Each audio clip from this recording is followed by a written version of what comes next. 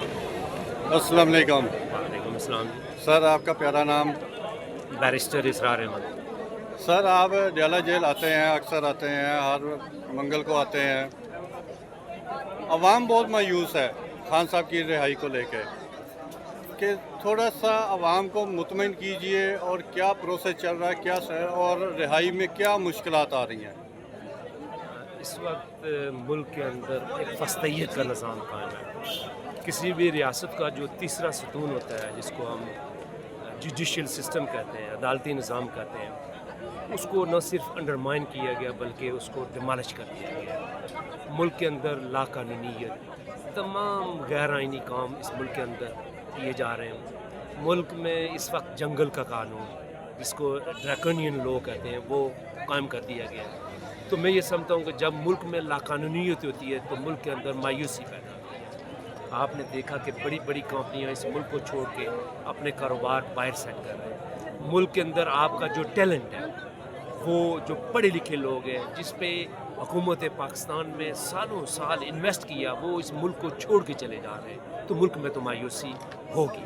और मैं ये समझता हूँ कि और उसकी बुनियादी वजह ये उस शख्स की कैद जो गैर कानूनी गैर आइनी है, ऐसा शख्स जो मुस्लिम पाकिस्तान है, जो पाकिस्तान की वहदत की निशानी है, जो पाकिस्तान को जोड़ता है, जो लोगों को जोड़ता है, जो हमारे जो अदारे हैं उनकी मजबूती की अलामत है, उसको आपने गैर कानूनी मुल्क के अंदर अपने कैद के अंदर बंद कर दिया गया। तो मैं ये समझता हूँ कि ये ज़्यादा देर तक नहीं चलेगा और न ही ये पाकिस्तान के मफाद में है, न एक खुशहाल पाकिस्तान के मफाद में है, न इस कौम के मफाद में है, और न ही हमारे अदारों और ममलिकत पाकिस्तान के मफाद में है। इसलिए मैं ये समझता हूँ कि इसको बंद होना चाहिए और अक्ल व फ़िक्र के साथ मुल्क को आगे लेके चलना चाहिए और मुल्क के अंदर कानून की हुक्मरानी को कायम करना चाहिए। तब भी मैं ये समझता हूँ कि हम आगे बढ़ सकते हैं। सर आप वजह फरमाया, लतीफ़ खोसा साहब ने ऐलान किया था कि वकला तहरीक चलेगी, फिर KPK से एक आवाज़ आई स्टूडेंट की तहरीक चलेगी। गंडापुर साहब ने 90 दिन का टाइम दिया हुआ है, जबकि 3 दिन रह गए हैं। ये 2 साल से सिलसिला चल रहा है, मगर कोई ख़ास एफर्ट खान की रिहाई के लिए नज़र नहीं आई। सबसे पहले तो मैं पूरी पाकिस्तानी कौम को जो खान साहब के साथ जुड़ी हुई है, मुल्क की मोर देन 85% कौम वो खान से प्यार करती है, वो खान को दिल से चाहती है। वो चाहती है कि एक ऐसा देनदार शख्स इस मुल्क पे आए और इस कौम को सर्व करे।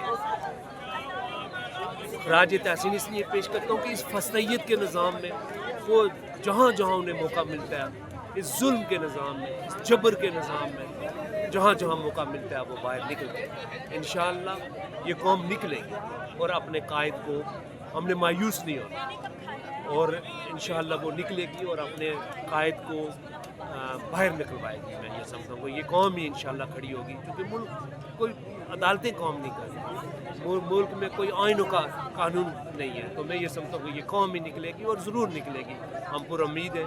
और इंशाअल्लाह हमारा कायद, और न सिर्फ हमारा कायद बल्कि मुस्लिम में उम्मा का कायद इंशाअल्लाह कौम उसको बाहर निकालेगी। सर आखिर में बताइए कि अवाम के लिए जो मायूसी फैली हुई है कि जो पार्टी के अंदर थोड़ी सी प्रॉब्लम क्रिएट हुई है कि इनमें गैप आया हुआ कारकुन और क़यादत में, थोड़ा सा ये क्लियर कर दीजिए अवाम, ताकि मुतमिन हो सके कि ऐसा कुछ नहीं है।